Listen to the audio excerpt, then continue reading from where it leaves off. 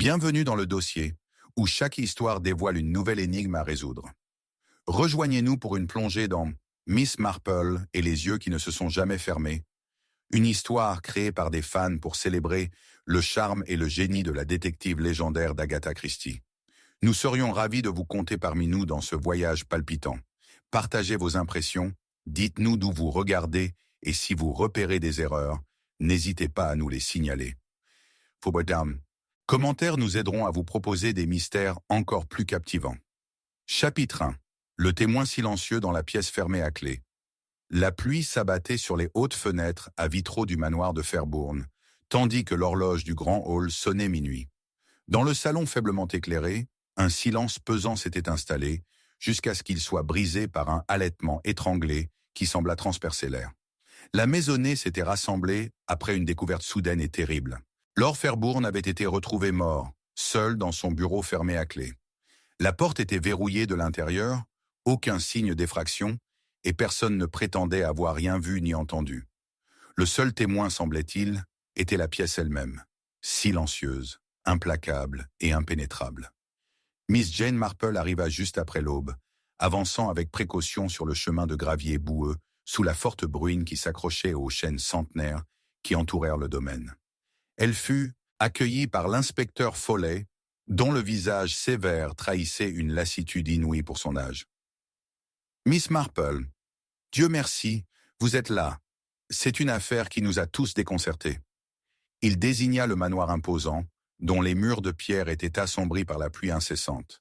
Lord Fairbourne, retrouvé dans son bureau, porte verrouillée, fenêtre hermétiquement close. Aucun signe de la façon dont le tueur est entré ou s'est enfui. Nous pensions que vous pourriez nous éclairer là, où nous n'avons que des ombres. Le regard perçant de Miss Marple scruta la façade du manoir, remarquant les fenêtres à pignons et le lierre qui griffait ses flancs. La scène évoquait la tranquillité du village voisin, où les ragots se propageaient comme une traînée de poudre, mais masquaient souvent la vérité sous des couches de mensonges polis. Pièce close et témoin silencieux, inspecteur, exigent une oreille attentive et un œil attentif, murmura-t-elle d'une voix calme mais résolue. « Puis-je voir le bureau ?» Le groupe entra, l'air chargé d'une odeur de vieux cuir, de cire et d'une légère trace de fumée de tabac.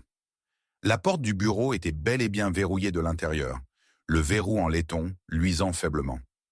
Foley sortit une clé du trousseau du défunt et la déverrouilla avec un clic hésitant.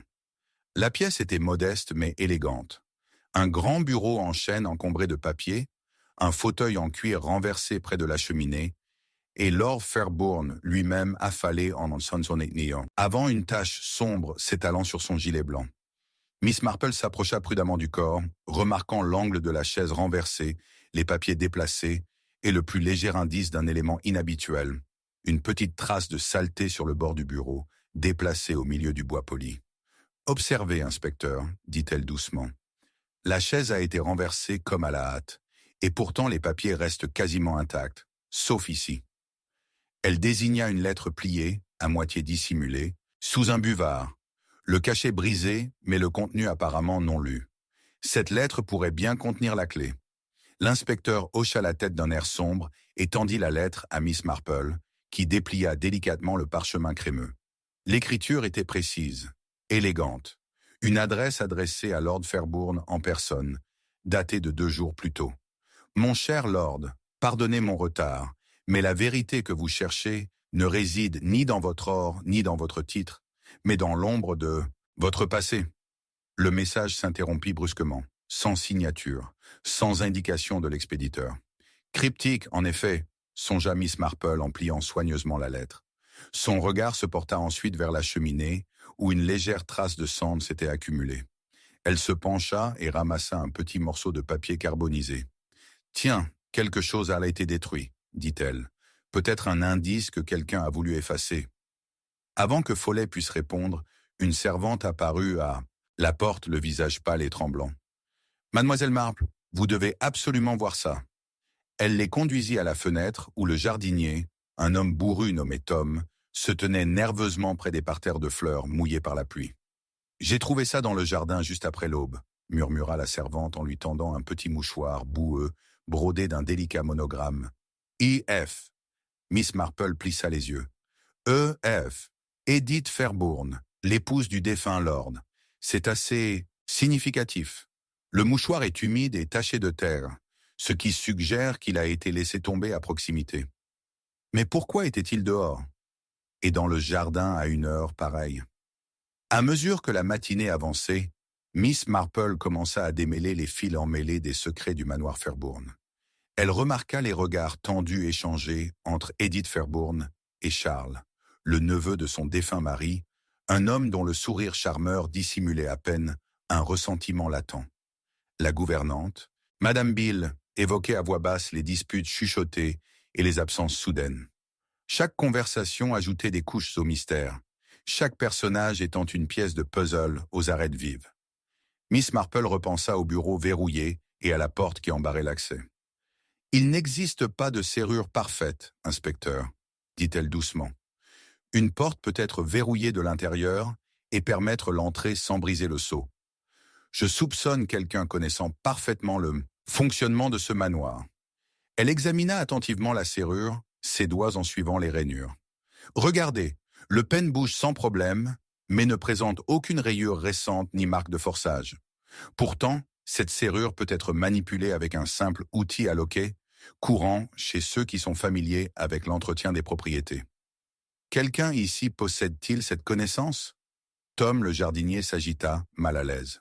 « Eh bien, voici le vieux Sam, l'homme à tout faire. »« Il connaît parfaitement cet endroit, monsieur. »« Alors je crois qu'une visite au quartier de Sam s'impose, » déclara Miss Marple. Mais avant qu'il puisse pas partir, un coup soudain retentit dans le couloir. Un télégramme fut délivré, dont le message laconique fit froid dans le dos. « Venez vite, le danger grandit. Ne faites confiance à personne. »« Anonyme !» Le manoir semblait retenir son souffle, la pluie battant les vitres d'un bruit de terreur constant. Miss Marple replia pensivement le télégramme. « Un témoin silencieux, en effet, » murmura-t-elle. « Non seulement la pièce, mais chaque ombre, chaque mot murmuré, chaque regard invisible doivent parler si nous voulons découvrir la vérité. » Et tandis que les premières lueurs de l'aube filtraient à travers les lourds rideaux, une chose était sûre, le mystère ne faisait que commencer, et les yeux qui ne se fermaient jamais observaient attentivement. La pièce verrouillée gardait encore son secret, mais le témoin silencieux allait bientôt parler, et quand il le ferait, aucune tromperie ne cacherait la vérité bien longtemps. Chapitre 2. La lettre arrivait trop tard. Le jour s'était transformé en un crépuscule mélancolique, le ciel d'un gris bas et implacable qui pesait lourdement sur les fenêtres du manoir de Fairbourne. À l'intérieur de la grande demeure, l'air était chargé de conjectures murmurées et de regards prudents. La maisonnée demeurait suspendue dans un silence inquiet, comme si les murs eux-mêmes retenaient leur souffle. Miss Marple était assise tranquillement dans le salon faiblement éclairé, son regard perçant fixé sur une petite enveloppe jaunie, posée soigneusement devant elle sur la table en acajou. C'était la lettre arrivée cet après-midi-là, trop tard pour changer le cours du destin, mais peut-être juste à temps pour éclairer le mystère. « Mademoiselle Marple, c'est tout à fait extraordinaire, » dit l'inspecteur Foley en arpentant la pièce, les sourcils froncés. La lettre a été retrouvée parmi les papiers personnels de Lord Fairbourne, cachés dans un compartiment secret de son secrétaire. Les domestiques jurent qu'elle n'y était pas auparavant. Il marqua une pause, son regard scrutant le sien. Elle a été oblitérée il y a 3 jours, soit 2 jours après le meurtre. Comment est-ce possible? Miss Marple tapota l'enveloppe délicate, remarquant le léger seau de cire craquelé sur les bords. Le timing, inspecteur, est souvent le plus cruel des pièges. Mais n'oublions pas que, dans ces vieux villages, la poste peut être aussi peu fiable que les alibis qu'on entend. Elle brisa délicatement le seau et déplia la lettre, un léger parfum de lavande et de vieux papier s'élevant dans la pièce immobile. L'écriture était élégante, posée, mais inhabituelle. Une main de femme, pensa-t-elle, précise mais tremblante d'émotion. « Mon cher Jonathan, commençait-elle, si tu reçois ceci, je crains qu'il ne soit trop tard pour empêcher la tragédie que je prévois. Je t'implore de reconsidérer le chemin que tu empruntes. Des secrets longtemps enfouis ont commencé à s'éveiller, et certains n'hésiteront pas à les protéger à tout prix. Ne fais pas confiance à tes proches, car les apparences sont trompeuses et l'obscurité a de nombreux yeux. La lettre se terminait par une signature hâtive. E.L. Miss Marple plissa les yeux, pensive. E.L. Seraient-ce les initiales d'Edith, peut-être? Ou de quelqu'un d'autre? L'écriture ne correspond pas à celle habituelle de Lady Fairbourne, mais elle est trop raffinée pour être un faux. Celui qui a écrit cela craignait pour la sécurité de Lord Fairbourne, et peut-être aussi pour la sienne. Dehors, la pluie avait recommencé, une bruine persistante qui brouillait le paysage et adoucissait les contours des piliers de pierre du manoir.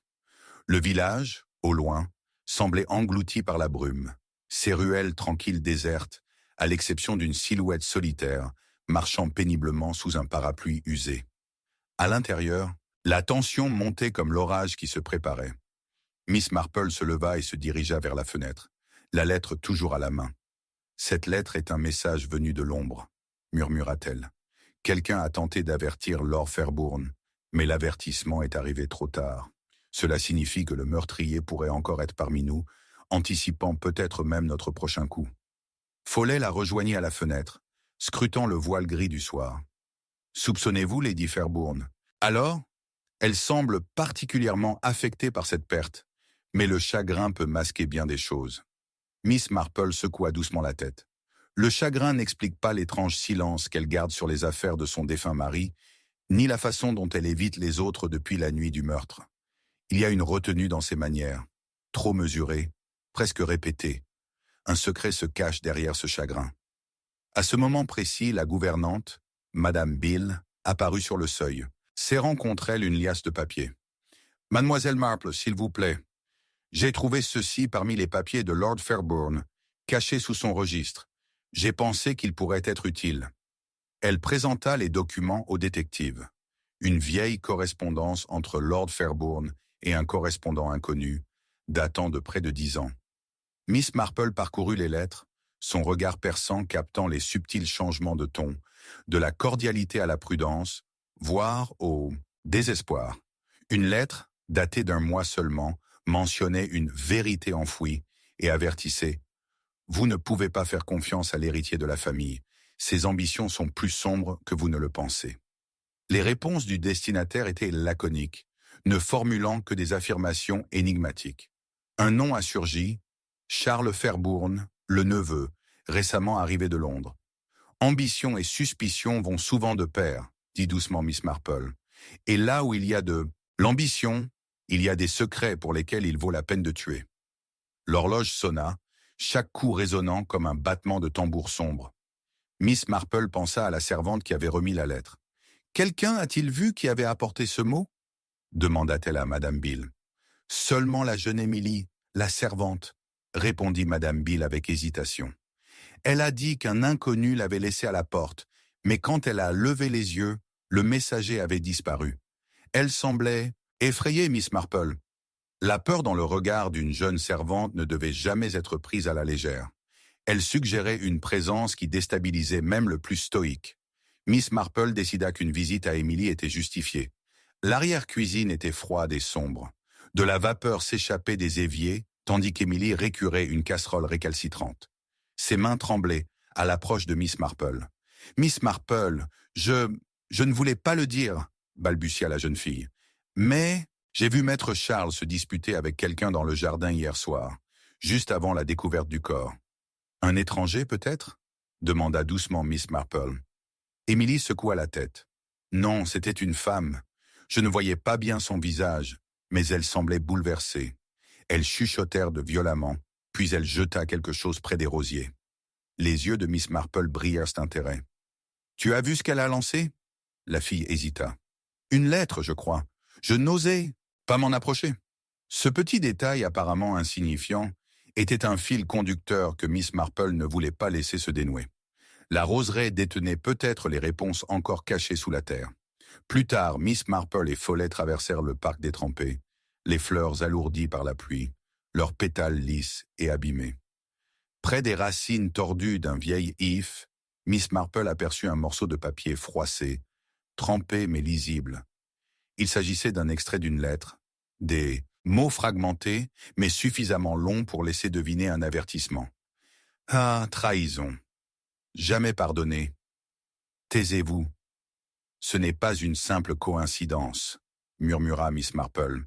Quelqu'un a essayé de le cacher, mais la nature révèle ce que l'homme tente de dissimuler. De retour au manoir, l'atmosphère se fit de suspicion. Lady Fairbourne perdit son sang-froid lorsqu'elle affronta Charles dans le salon, d'une voix basse mais chargée d'accusations. Miss Marple écoutait depuis la porte, la remarquant l'acuité du regard de Lady Fairbourne et la crispation de la mâchoire de Charles. Leur échange laissait entrevoir des griefs passés et des ressentiments inexprimés. Par la suite, Miss Marple trouva un moment seul avec Lady Fairbourne.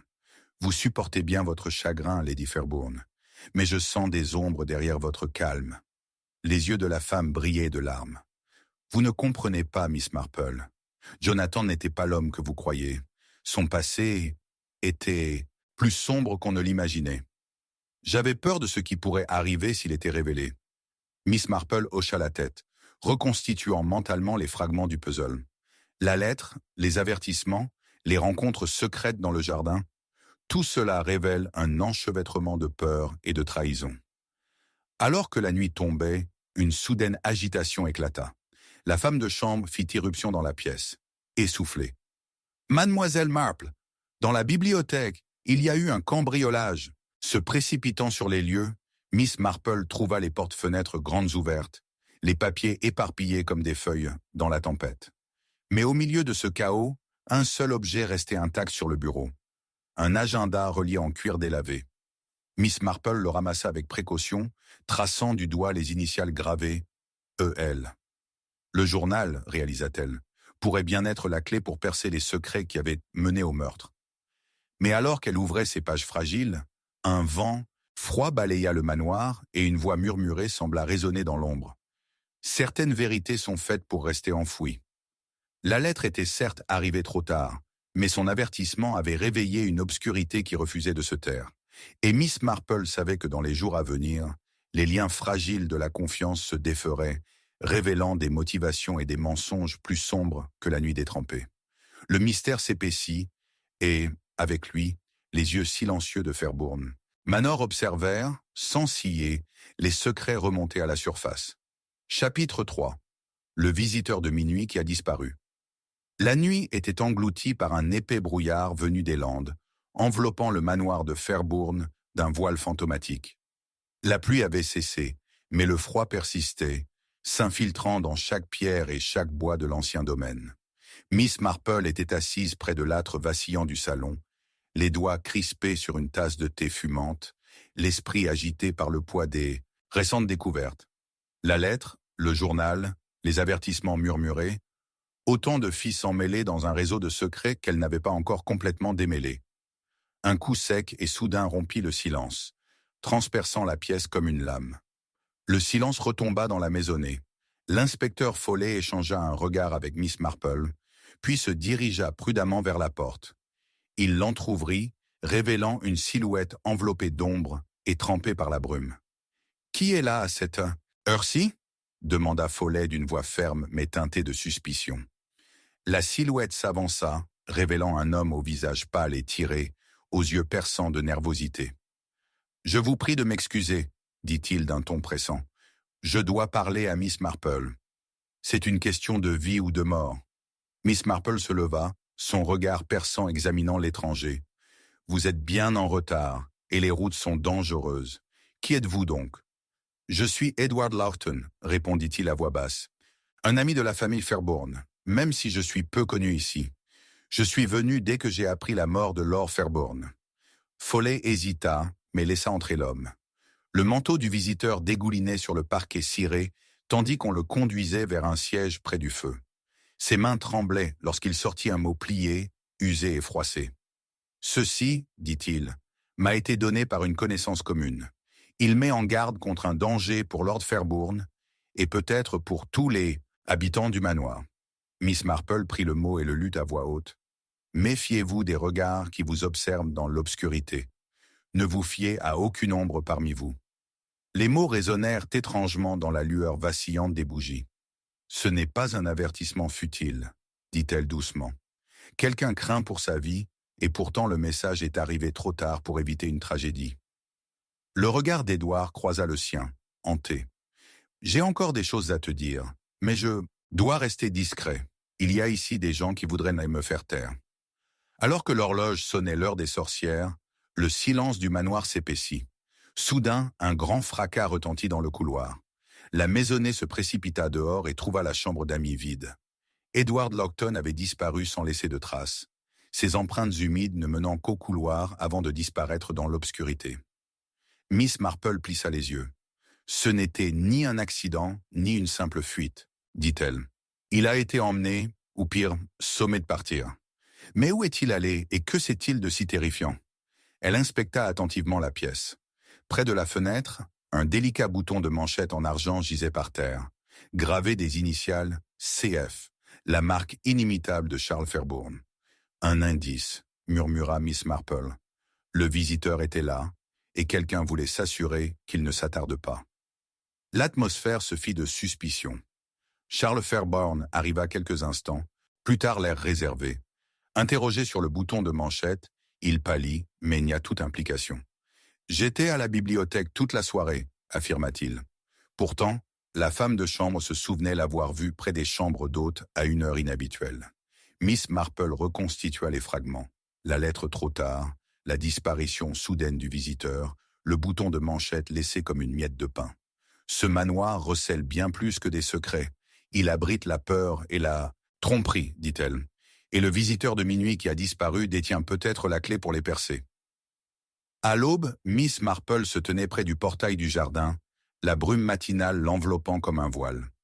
Là, à moitié enfouie dans la terre humide, elle découvrit une photographie déchirée, les bords brûlés, l'image effacée, révélant un visage familier. C'était Lord Fairbourne, mais à côté de lui se tenait une femme inconnue de la maison, le regard sombre et indéchiffrable. Le mystère s'épaissit. Qui était-elle? Et quel lien avait-elle noué avec le visiteur nocturne disparu?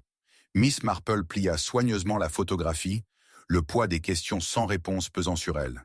Les ombres du manoir de Fairbourne étaient d'un longue, et à chaque heure qui passait, la vérité lui échappait davantage. À moins qu'elle ne parvienne à la saisir avant que le prochain visiteur ne vienne s'évanouir dans la nuit. Chapitre 4. Le testament qui n'a jamais été signé. L'orage était revenu en 1700 force, la pluie battant contre les vitraux du manoir de Fairbourne, tandis que le tonnerre grondait au loin. À l'intérieur, la majestueuse demeure semblait plus pesante, empreinte d'une tension sinistre qui n'avait d'égal que le temps dehors. Miss Marple se tenait près de la cheminée vacillante de la bibliothèque faiblement éclairée, le regard fixé sur le lourd registre relié de cuir qu'elle venait d'ouvrir. C'est là, niché entre les pages fragiles, qu'elle avait découvert le fragment d'un testament inachevé, non signé, mais portant indéniablement le nom de Lord Fairbourne. Un testament non signé? La voix de l'inspecteur Foley rompit le silence, teinté d'incrédulité. Mais cela signifie sûrement qu'il n'a aucune valeur juridique. Le regard de Miss Marple croisa le sien avec une fermeté tranquille. Légalement non. Mais dans cette maison, inspecteur, un testament non signé est bien plus qu'une simple formalité. Il témoigne d'une hésitation, peut-être d'une contrainte, ou pire, d'un plan interrompu.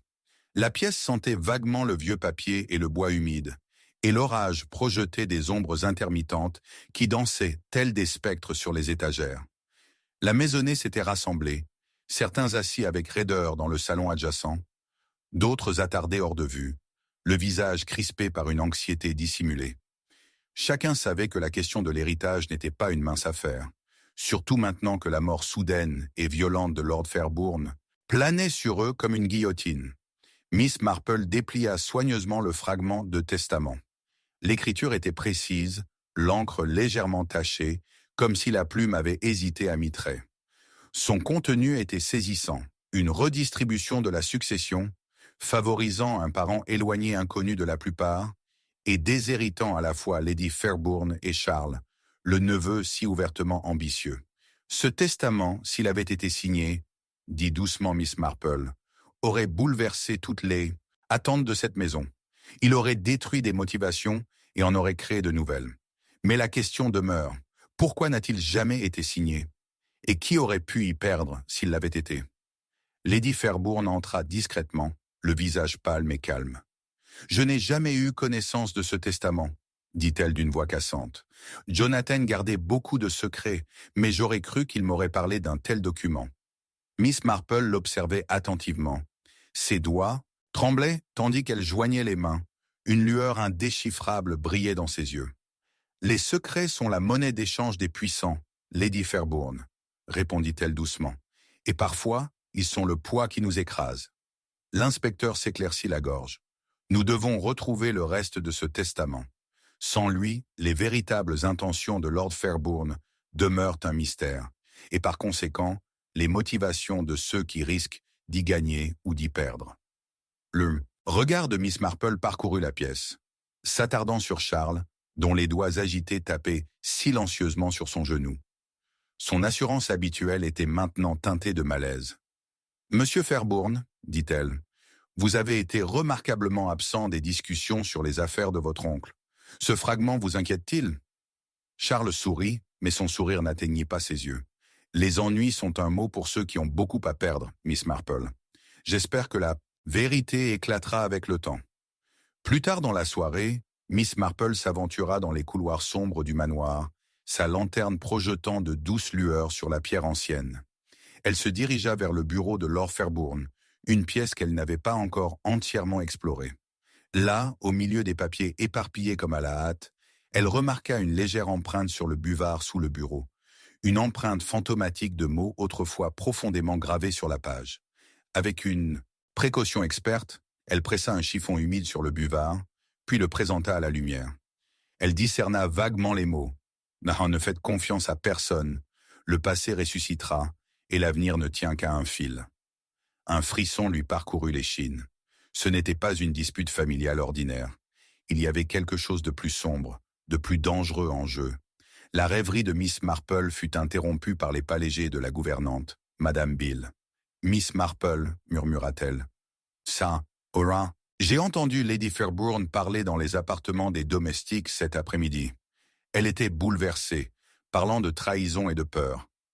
Elle a évoqué une réunion secrète la nuit du meurtre. » Miss Marple hocha lentement la tête.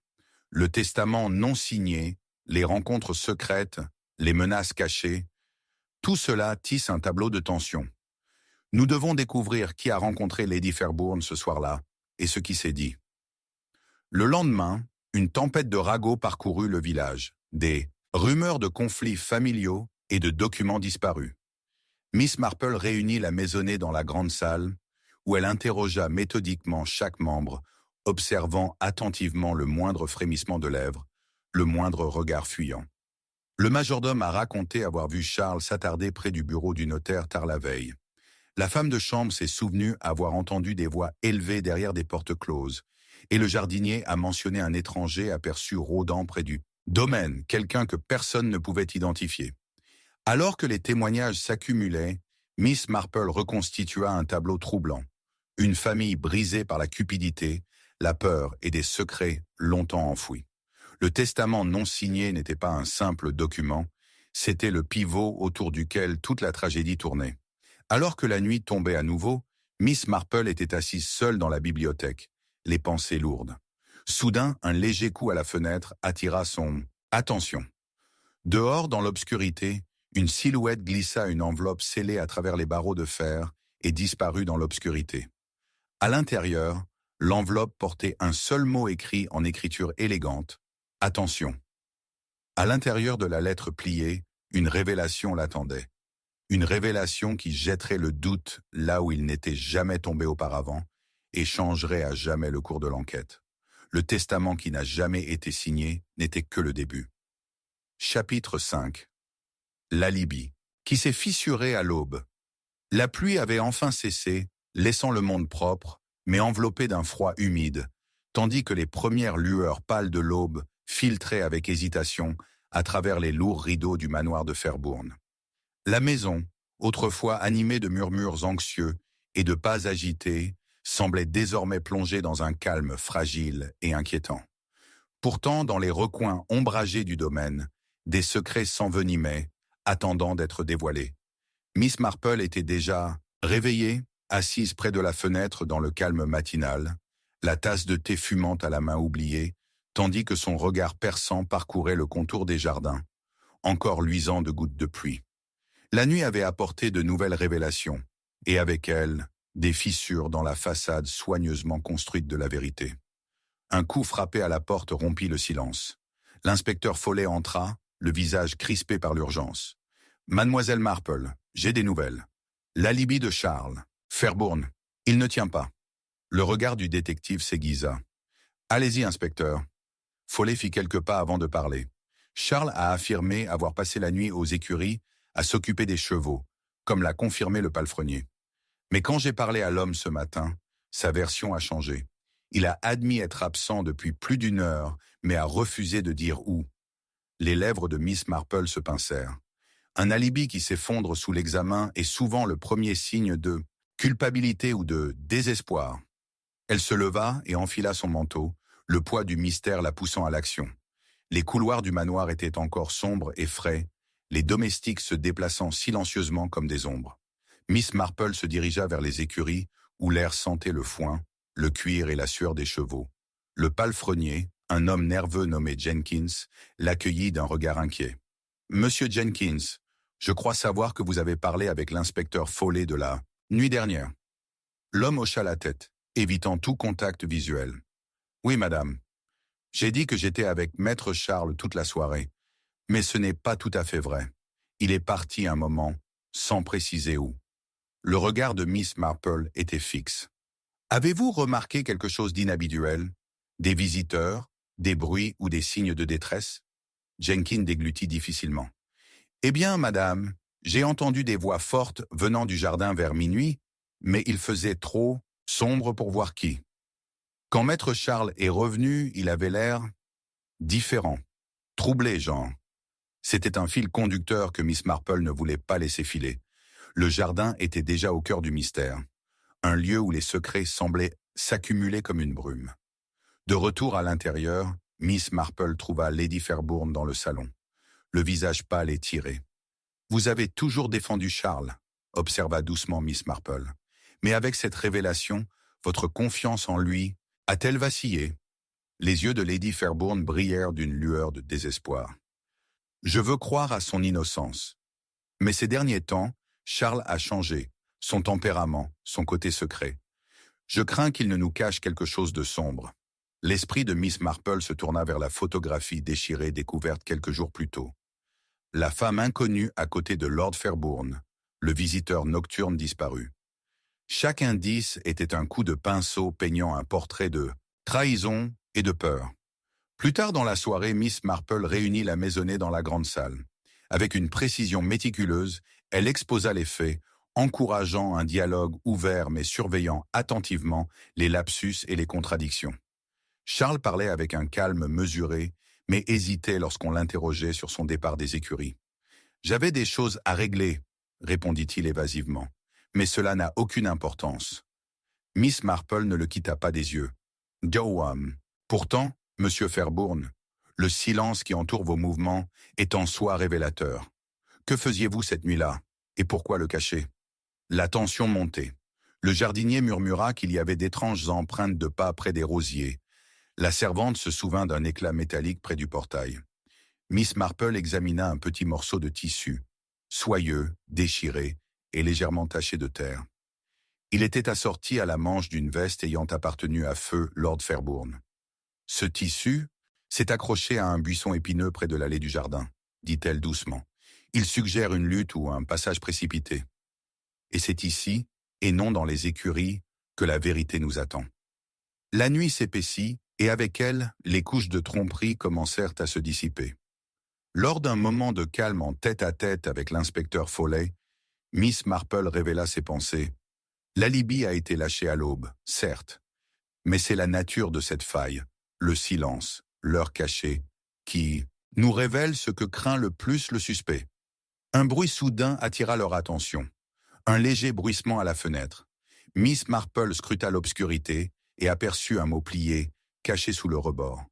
Le récupérant avec précaution, elle lut les mots griffonnés à la hâte. « La vérité se cache sous les épines du jardin. Méfiez-vous de la main qui vous nourrit. » Un frisson la parcourut. Le jardin n'était plus seulement un lieu de beauté, mais le théâtre de secrets, de mensonges et peut-être de La révélation finale. À l'aube sur le manoir de Fairburn, l'alibi autrefois solide volait en éclats, révélant la fragilité de l'humanité sous les masques portés par tous. Miss Marple savait que bientôt, le paisible village s'éveillerait à une vérité bien plus sombre que quiconque ne l'avait imaginé, et que les épines du jardinier cachèrent un secret prêt à éclore, aux conséquences mortelles. L'enquête s'est approfondie, et avec elle, les yeux silencieux du manoir ont observé, sans ciller, la justice qui attendait dans l'ombre. Chapitre 6. Le secret de la servante disparue. Le manoir était à nouveau enveloppé du doux voile d'une bruine incessante, le ciel n'étant plus qu'une toile feutrée d'ardoise et d'argent. Fairburn était devenu un village de murmures feutrés, sa quiétude habituelle ayant fait place à un silence pesant qui s'accrochait à chaque pierre et à chaque volet. À l'intérieur de la grande demeure, les ombres s'étendaient et l'odeur lourde du bois humide se mêlait aux espoirs déclinants et aux craintes grandissantes. Miss Marple fut brusquement tirée de sa routine matinale, ses yeux perçants se plissant en écoutant la nouvelle. Émilie, la servante qui avait autrefois livré un témoignage crucial, avait disparu du jour au lendemain. Aucune trace, aucun adieu, seulement un murmure d'inquiétude se répandant comme une traînée de poudre dans les quartiers des domestiques. Le mystère s'épaissit. Qui était vraiment Émilie, et quel secret avait-elle emporté dans la brume? Miss Marple avançait rapidement dans les couloirs sombres, ses pas résonnant doucement sur le sol de pierre usée. La maisonnée était rassemblée avec anxiété dans la grande salle, leurs visages teintés de suspicion, de culpabilité et de chagrin. Le sang-froid de Lady Fairburn, autrefois si soigneusement conservé, se fragilisait désormais tandis qu'elle serrait un mouchoir délicat, les yeux pétillants d'une peur inexprimée. Charles se tenait à l'écart, sa bravade habituelle tempérée par une ombre d'incertitude. Miss Marple s'adressa calmement au groupe. La disparition d'Émilie ne peut être considérée comme une simple fuite ou un caprice. Elle est un fil conducteur dans ce mystère, un fil qu'il ne faut pas laisser se défaire. Elle se tourna vers Madame Bill, la gouvernante, qui hocha gravement la tête.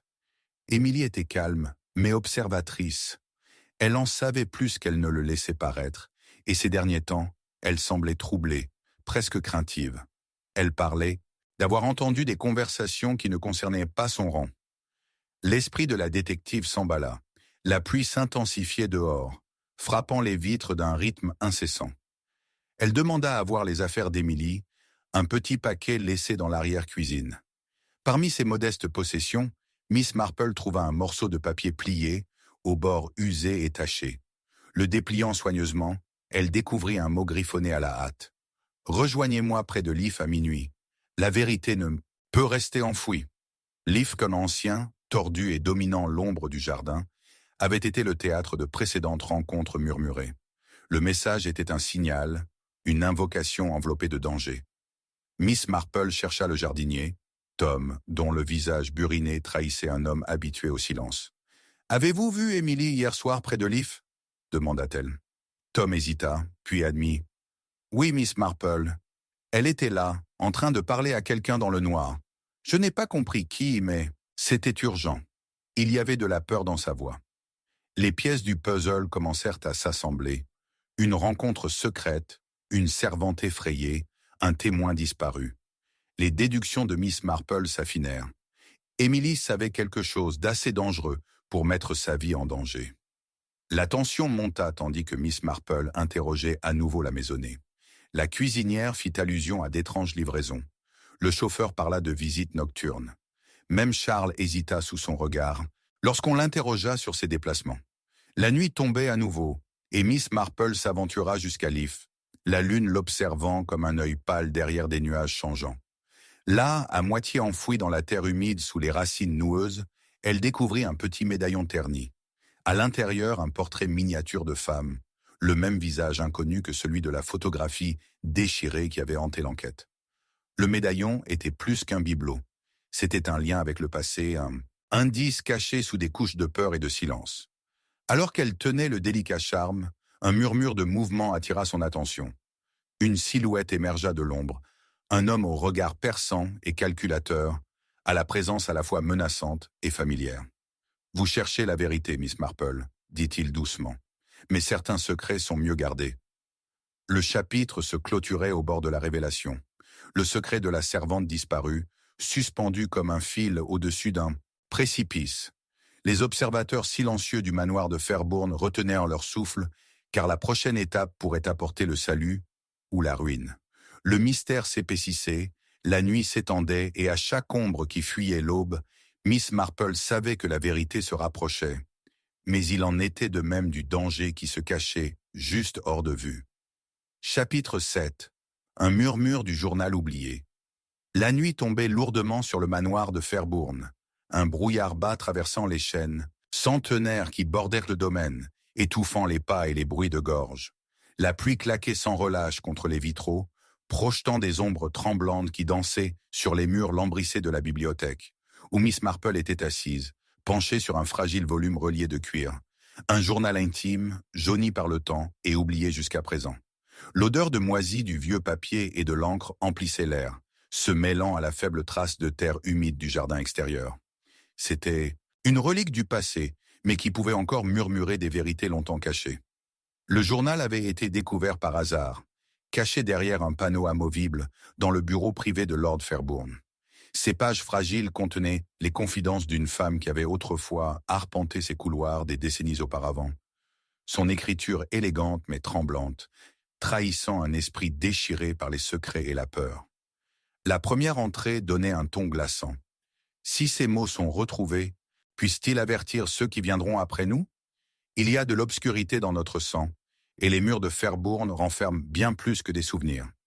Miss Marple parcourut les lignes avec attention, son esprit tissant des liens entre les mots longtemps enfouis et le présent confus.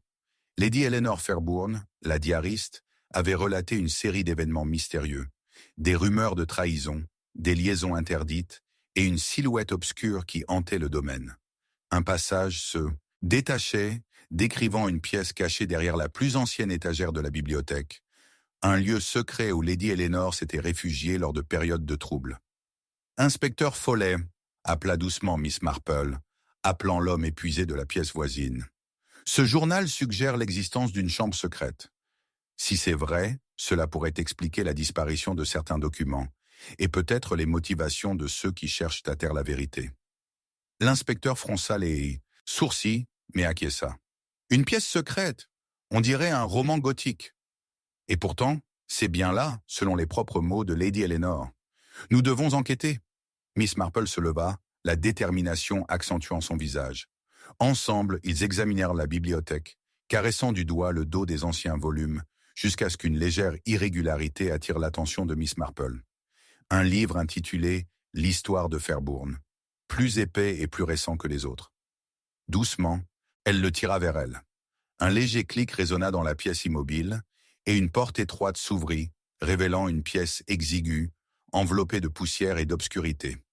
À l'intérieur, au milieu d'étagères encombrées de toiles d'araignée et de portraits décolorés, se trouvait une petite boîte en bois.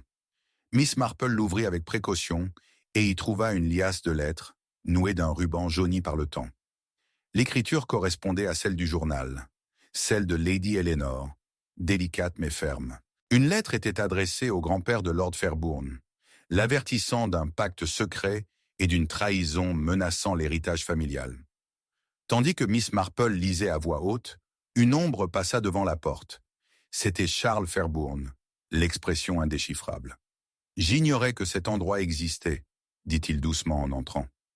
Miss Marple le regarda fixement. « Les secrets ont tendance à refaire surface, Monsieur Fairbourne. »« Qu'avez-vous peur de révéler ?» La mâchoire de Charles se serra. « Je veux la vérité autant que toi. Mais certaines vérités peuvent détruire plus qu'elles ne guérissent. » La tension monta, les voix se rapprochant des murmures tandis que les histoires cachées de la maison se mêlaient aux mystères présents. Lady Fairbourne arriva alors, les yeux rivés sur les lettres ouvertes. « Cela change tout, » murmura-t-elle. « Notre famille porte ce fardeau en silence depuis des générations. » Le regard perçant de Miss Marple perça les couches de chagrin et d'émotion contenue. Et maintenant, le passé n'est plus silencieux. Le journal et ses lettres sont un murmure des oubliés, un appel à la justice et à la révélation. Mais alors que l'espoir s'éclaircissait, un cri strident rompit le calme fragile. Du couloir parvint la voix pressante et tremblante de la gouvernante. « Mademoiselle Marple, il y a eu un autre vol. Le testament, ou ce qu'il en reste, a disparu du cabinet verrouillé du notaire. » Le manoir semblait retenir son souffle. Les carmes, secrets murmurés, les documents disparus, la chambre secrète, autant de pièces d'un puzzle qui menaçait désormais de s'effondrer. Les yeux de Miss Marple se plissèrent, résolus. Le jeu devient plus dangereux. Quiconque s'approprie le passé vole l'avenir. Mais la vérité finira par percer l'ombre. Alors que la pluie s'intensifiait à l'extérieur, noyant la nuit dans des fils d'argent, le manoir attendait, ses secrets plus proches de la surface que jamais, et Miss Marple prête à déterrer les révélations finales qui pourraient faire la lumière sur la justice ou les condamner tous au silence. Le journal oublié avait parlé. Et maintenant, les ombres allaient parler aussi. Chapitre 8. La pièce cachée derrière la bibliothèque. La pluie avait été incessante toute la soirée, tambourinant sans relâche contre les vieilles fenêtres du manoir de Fairbourn, enveloppant le monde extérieur de brume et d'ombre. À l'intérieur, le feu vacillant projetait une lumière vacillante sur les visages, rassemblés dans la bibliothèque, un rassemblement chargé d'impatience et d'effroi. Miss Marple se tenait debout, impassible, devant les grandes étagères en chêne, le regard empreint d'une détermination silencieuse, tandis qu'elle parcourait du doigt le dos des volumes poussiéreux, à la recherche d'un indice murmuré du passé. C'est Lady Fairbourn qui avait parlé la première de la pièce secrète, la voix tremblante, au souvenir des récits de sa grand-mère. Une chambre secrète, cachée derrière la plus vieille étagère, un refuge en temps de trouble. Le journal oublié avait confirmé son existence, mais son emplacement exact restait incertain. Les doigts de Miss Marple trouvèrent une subtile irrégularité, un volume plus épais que les autres, au dos craquelé et délavé. D'une légère traction, l'étagère céda, révélant un étroit passage englouti par l'obscurité. Un léger soupir s'échappa de Madame Beale, la gouvernante, qui avait insisté pour accompagner Miss Marple. Allumant une bougie, Miss Marple entra, submergée par l'odeur de pierre humide et de vieux secrets. Le passage était étroit et froid, ses murs tapissés de briques anciennes qui murmuraient des histoires de dissimulation et de peur. Au bout, une lourde porte de bois se dressait, ses gonds de fer rouillés mais inflexibles. D'une main ferme, Miss Marple tourna le loquet. La porte grinça, révélant une petite pièce baignée de pénombre. L'air était chargé de poussière et imprégné du parfum des années oubliées. Des étagères, tapissées de papier jauni et de livres fragiles, s'élevaient contre les murs, tandis que dans un coin se trouvait un coffre, relié de cuir, dont la serrure avait été brisée comme forcée à la hâte. À l'intérieur du coffre se trouvaient des lettres attachées par des rubans délavés, des journaux aux pages marquées de déchirures et de taches, et une liasse de documents officiels. Les yeux de Miss Marple brillaient, tandis qu'elle dépliait délicatement une lettre datant de plusieurs décennies. Une confession écrite par un parent décédé depuis longtemps, avouant une trahison et un lourd secret caché à la famille. « Des secrets, Miss Marple », murmura Madame Beale, « qui pourraient briser tout ce que nous pensions savoir. » L'esprit du détective s'emballa, reconstituant les fragments. La pièce secrète n'était pas une simple relique. C'était un trésor de vérité et de mensonges qui avait façonné le destin du manoir Fairbourn. Chaque lettre, chaque entrée du journal révélait des couches de tromperie, de jalousie et de désespoir. À ce moment précis, des pas résonnèrent dans le couloir. Charles Fairbourn apparut, l'air réservé, mais le regard trahissant la curiosité. « Vous avez trouvé ce que nous étions censés ne jamais voir, » dit-il doucement. « Mais sommes-nous prêts à affronter ce qui pourrait nous arriver ?» Miss Marple soutint calmement son regard. « La vérité, monsieur Fairbourn, est à double tranchant. Elle blesse, mais elle guérit aussi. Le choix de l'affronter nous appartient à tous. » Alors que la pluie s'intensifiait dehors, la tension montait à l'intérieur. Un coup sec retentit à la porte de la bibliothèque. Le notaire entra, essoufflé, une enveloppe scellée à la main. « Mademoiselle Marple, une nouvelle urgente. Le testament manquant a été retrouvé, mais pas là où nous l'attendions. » La pièce tomba dans un silence stupéfait lorsque l'enveloppe fut ouverte, révélant une note cryptique et une carte, marquant un endroit sous les fondations même du manoir. Le cœur de Miss Marple s'emballa. La pièce secrète n'était qu'un début. Ce qui se cachait sous les pierres du manoir pouvait percer le mystère une fois pour toutes, ou l'enterrer à jamais. La bougie vacillait, les ombres dansaient, et le manoir semblait retenir son souffle. Le chemin de la vérité les avait conduits dans les ténèbres sous leurs pieds, où des secrets enfouis depuis longtemps attendaient patiemment d'être exhumés. Chapitre 9. Le piège mortel du jardin. Le jardin du manoir.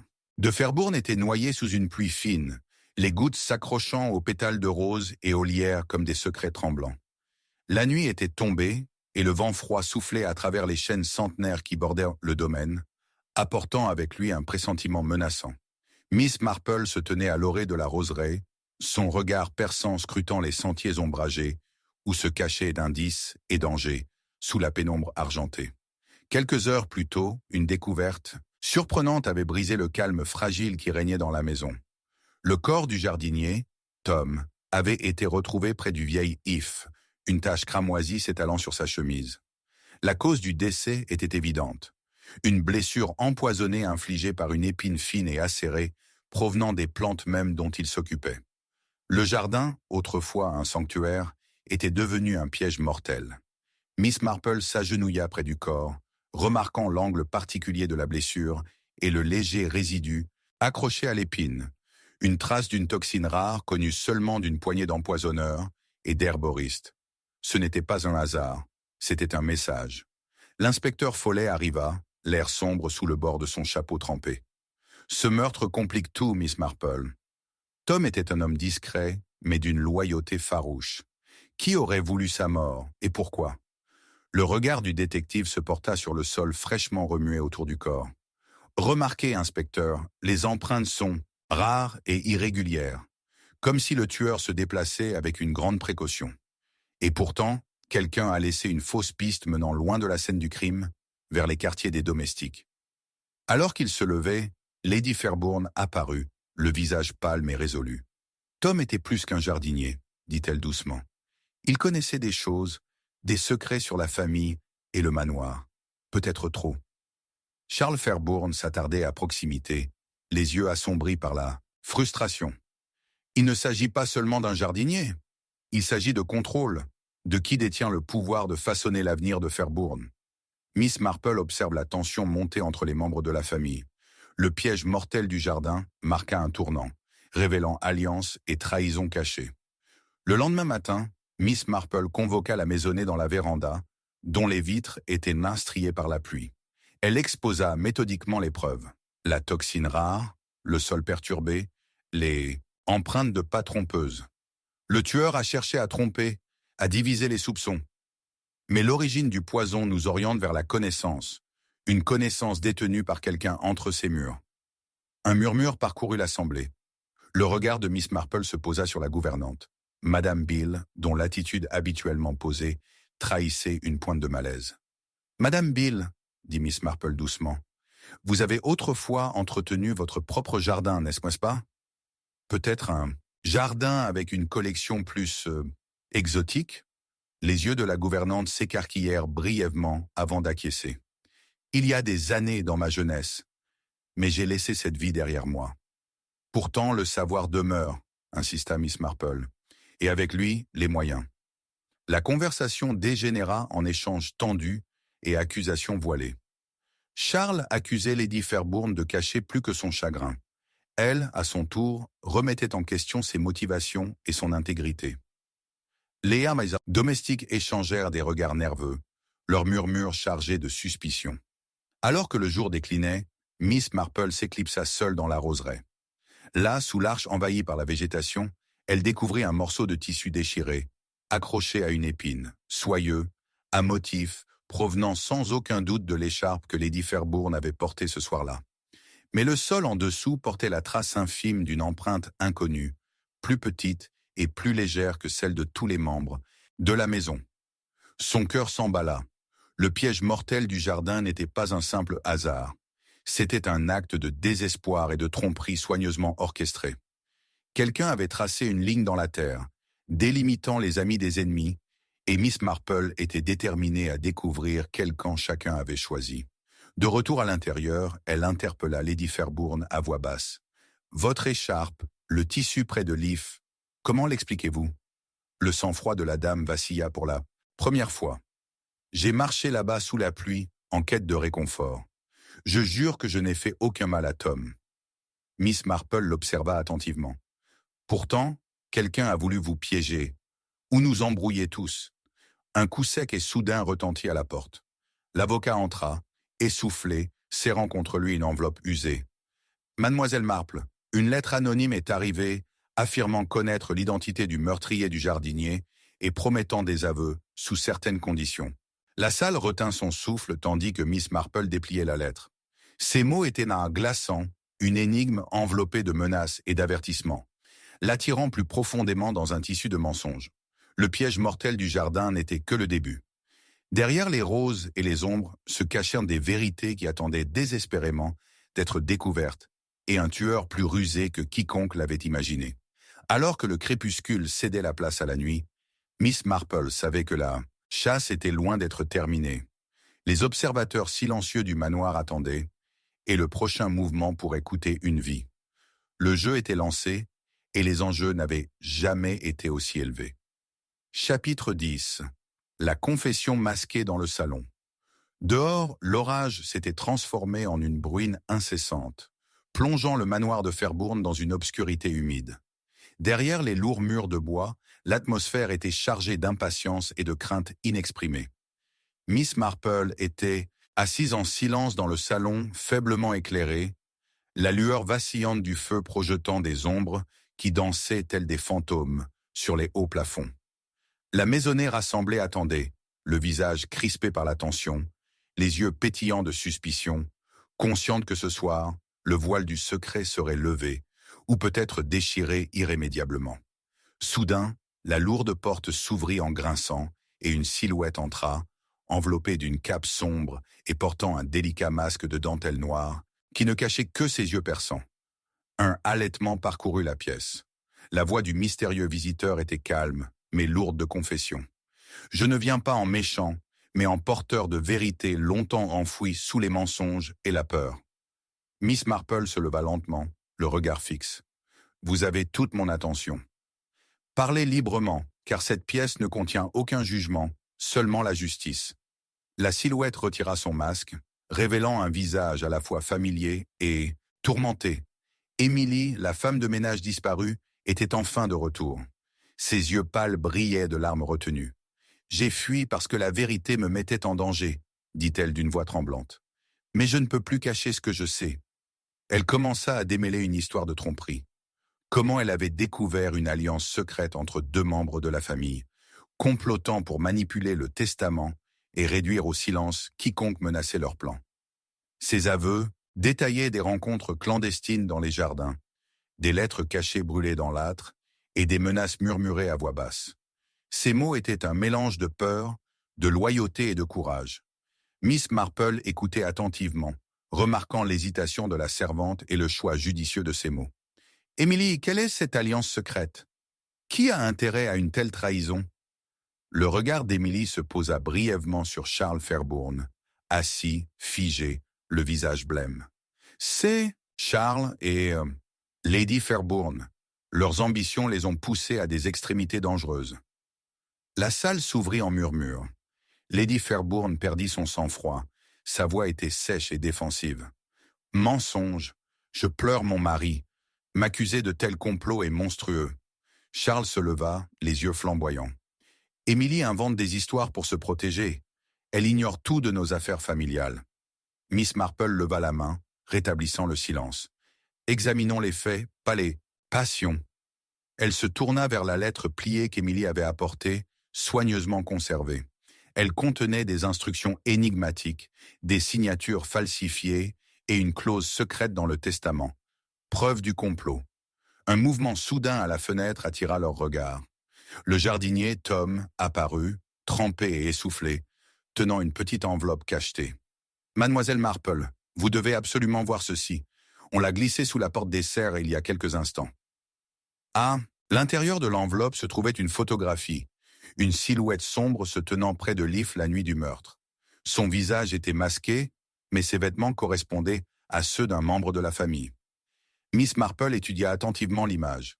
Les ombres dissimulent plus que le visage. Elles dissimulent les intentions. Ce soir, les masques tombent. Elle se retourna vers la salle. La justice exige la clarté. Je propose un test, une réunion où chacun révélera sa vérité et où la tromperie sera dissipée. Tandis que la pluie claquait avec insistance contre les vitres, la maisonnée se prépara. La confession masquée avait brisé le calme fragile, et maintenant, la révélation finale approchait. Une confrontation qui dévoilerait le meurtrier et les motivations qui avaient plongé un paisible manoir dans l'obscurité. Le salon retenait son souffle, attendant que la vérité émerge de cet enchevêtrement de mensonges, de secrets et d'ambitions. Et Miss Marple, avec son esprit vif et son cœur patient, se tenait prête à démasquer les ténèbres une fois pour toutes. Chapitre 11. La confession que personne n'a osé entendre. L'air nocturne était épais de brume, tandis que le manoir de Fairbourne se tenait silencieux sous un ciel gonflé, où de lourds nuages grondaient faiblement, accompagnés d'un tonnerre lointain.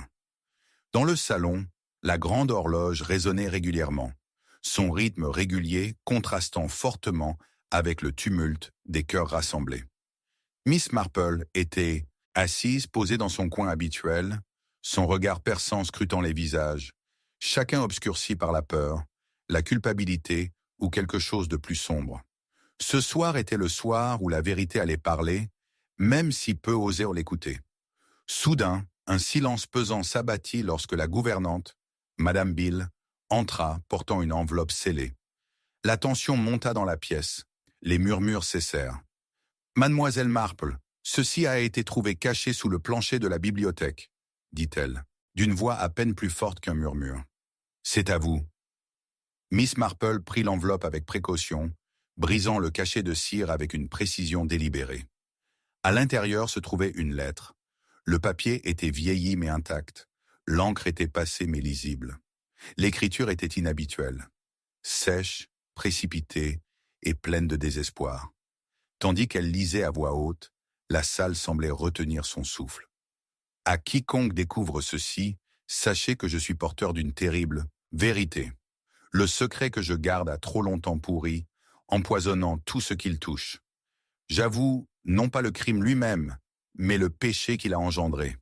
Le meurtre de Lord Fairbourne n'est pas né de la seule cupidité, mais d'un cœur brisé et d'une trahison silencieuse. Je vous demande pardon pour ce qui doit être révélé, même si je crains que personne n'ose entendre ma confession. » La voix de Miss Marple s'adoucit lorsqu'elle leva les yeux. « Ceci est la confession de quelqu'un parmi nous, une voix longtemps étouffée par la peur ou la honte. » L'inspecteur Follet s'avança, les sourcils froncés. « Mais qui pourrait bien porter un tel fardeau? Et pourquoi se cacher dans l'ombre ?» La pièce s'agita avec inquiétude. Les mains de Lady Fairbourne tremblaient, tandis qu'elle serrait un mouchoir délicat, tandis que la mâchoire de Charles Fairbourne se crispait visiblement. La maisonnée semblait se rétrécir sous le poids de la suspicion. Le regard de Miss Marple se posa sur le morceau de tissu déchiré que serrait encore la main inerte du jardinier. Un indice jusqu'alors négligé. Ce tissu provient d'un vêtement rarement porté, mais précieux pour sa symbolique. Il appartenait à Edith Fairbourne avant son mariage, un cadeau d'un homme qu'elle aimait en secret. Cela suggère la passion, la douleur et un mobile plus profond que de simples querelles. Un silence s'installa tandis que les implications s'imposaient. Miss Marple continua. Amour non exprimé, jalousie, cachets et vieilles blessures rouvertes, le tout mêlé d'ambition et de peur. Charles se tortilla, mal à l'aise. Ces histoires sont une distraction. Concentrons-nous sur les faits, pas sur les vieilles histoires d'amour. Mais Miss Marple resta inflexible. Les faits se révèlent lorsqu'on écoute attentivement. J'ai reconstitué les faits et gestes de la nuit du meurtre. L'heure manquante que Charles a dissimulée, le visiteur de minuit qui a disparu, la lettre arrivée trop tard. Et, maintenant, les aveux que personne n'a osé entendre. La tension dans la salle s'est dissipée lorsque Lady Fairbourne s'est soudainement levée, la voix tremblante mais féroce. « Je ne peux plus me taire. Oui, j'ai gardé des secrets d'amour, de trahison et de peur pour cette famille. Mais je ne suis pas le tueur. » Ces paroles restèrent suspendues dans l'air, fragiles mais résolues. Miss Marple hocha lentement la tête. « votre courage illumine les ténèbres, Lady Fairbourne. Mais la vérité exige plus. Un bruit soudain à la fenêtre attira tous les regards. Émilie, la servante, émergea de l'ombre, le regard brillant de détermination. « Mademoiselle Marple, j'ai un dernier secret. La confession est incomplète. Elle omet le dernier élément, le mobile inattendu. » Le détective lui fit signe de continuer. Émilie parle d'un testament caché, d'une page manquante, brûlée à la hâte, et d'une promesse de vengeance murmurée qui couvait depuis des années. Les pièces du puzzle changèrent, révélant une tapisserie tissée de douleur et de malice calculée. À l'aube, Miss Marple se leva, l'air calme mais résolu. Ce soir, la confession a été prononcée. Demain, la vérité éclatera et la justice sera rendue. Mais juste au moment où la première lumière touchait les fenêtres du manoir, une lettre se glissa silencieusement sous la porte. Une note énigmatique portant seulement les mots « Toutes les confessions ne sont pas vraies ». Le silence qui suivit fut plus glacial que la tempête, qui régnait dehors. La confession que personne n'osait entendre avait été prononcée, mais la véritable voix de la culpabilité murmurait encore dans l'ombre, attendant d'être découverte. Chapitre 12. Les yeux qui ne se sont jamais fermés. La pluie était revenue avec fureur, fouettant les hautes fenêtres du manoir de Fairbourne et transformant le jardin environnant en un désert sombre de feuilles détrempées et de fleurs brisées. À l'intérieur, la maison semblait trembler sous la fureur de la tempête, ses murs imprégnés de secrets et de peurs inexprimées. Miss Marple se tenait seule dans le salon, faiblement éclairé, le feu vacillant projetant de longues ombres qui s'étiraient comme des doigts tendus. Ce soir était le point culminant, la nuit où les yeux qui ne se fermaient jamais révéleraient enfin leur vérité. La maison était inhabituellement silencieuse, les domestiques regagnant leur quartier, la famille dispersée et agitée. Pourtant, Miss Marple sentait des regards braqués sur elle, des observateurs invisibles rôdant juste derrière le voile de la lueur des bougies. Elle avait reconstitué les indices fragmentés, suivi les traces ténues de mensonges murmurés et de motivations cachées, et maintenant la révélation finale l'attendait. Soudain, la lourde porte s'ouvrit en grinçant. Lady Fairbourne entra, le visage pâle, les mains tremblantes, serrant contre elle une photographie décolorée, la même inconnue que sur les photos déchirées, désormais révélée. « Miss Marple », murmura-t-elle d'une voix tremblante. « Je crains que le passé que nous avons enfoui ne soit revenu à la surface. Les yeux, ils ne se sont jamais vraiment fermés. » Miss Marple plissa les yeux. « Vous parlez de la femme qui se tenait aux côtés de Lord Fairbourne il y a tant d'années. Que savez-vous d'elle, Lady Fairbourne ?» Un frisson parcourut la pièce. Elle était son premier amour, emporté par la tragédie. Sa mort le hantait et façonnait les secrets que nous découvrons aujourd'hui. Avant que Miss Marple puisse répondre, un bruit soudain résonna dans le couloir. Un léger bruit traînant, comme quelque chose, ou quelqu'un, se déplaçant lentement mais résolument. La salle se tendit, le souffle coupé. Le majordome apparut, les yeux écarquillés. « Miss Marple, il y a quelqu'un à la porte, un visiteur inattendu. » Elle se dirigea rapidement vers la fenêtre, scrutant la vitre striée par la pluie. Une silhouette se tenait là, enveloppée d'une cape sombre, le visage dissimulé par un chapeau à large bord. Une lettre fut jetée sur le pas de la porte et disparut avant d'être récupérée. Miss Marple récupéra l'enveloppe trempée et la brisa avec un calme délibéré. À l'intérieur se trouvait un mot, écrit d'une écriture délicate mais hésitante. Les yeux qui ne se fermaient jamais ont tout vu. Ce soir, la vérité ultime s'éveille. Il était tard et la tension était palpable. Miss Marple convoqua à nouveau la maisonnée au salon. La tempête faisait rage dehors lorsqu'elle commença à parler, d'une voix assurée mais imprégnée d'une clarté inébranlable. Tout au long de cette épreuve, nous avons été observés par des vérités dissimulées derrière des masques, par des secrets enfouis dans l'ombre. Les yeux qui ne se sont jamais fermés n'appartiennent pas à un fantôme, mais à ceux qui ont été témoins, qui se sont souvenus et qui ont attendu justice.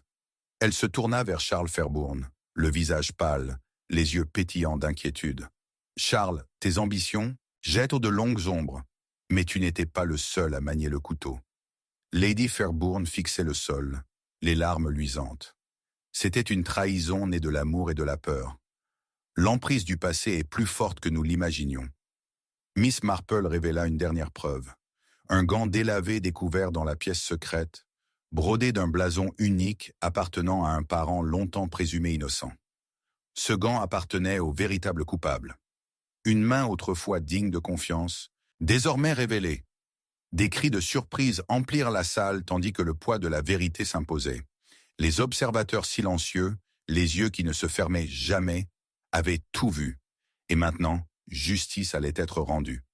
Alors que la tempête commençait à s'apaiser, le manoir sembla respirer, une délivrance tant attendue. Miss Marple observe les visages autour d'elle, certains brisés, d'autres résignés, mais tous touchés par la puissance de la vérité dévoilée. Pourtant, alors qu'elle se retournait pour quitter la pièce, un léger murmure flottait dans l'air, un secret encore non révélé, une ombre toujours en suspens. Ses yeux qui ne se fermaient jamais avaient en vue plus qu'elle-même ne l'avait imaginé. Et dans les coins tranquilles du manoir de Fairbourne, le dernier souffle du mystère attendait d'être exhalé.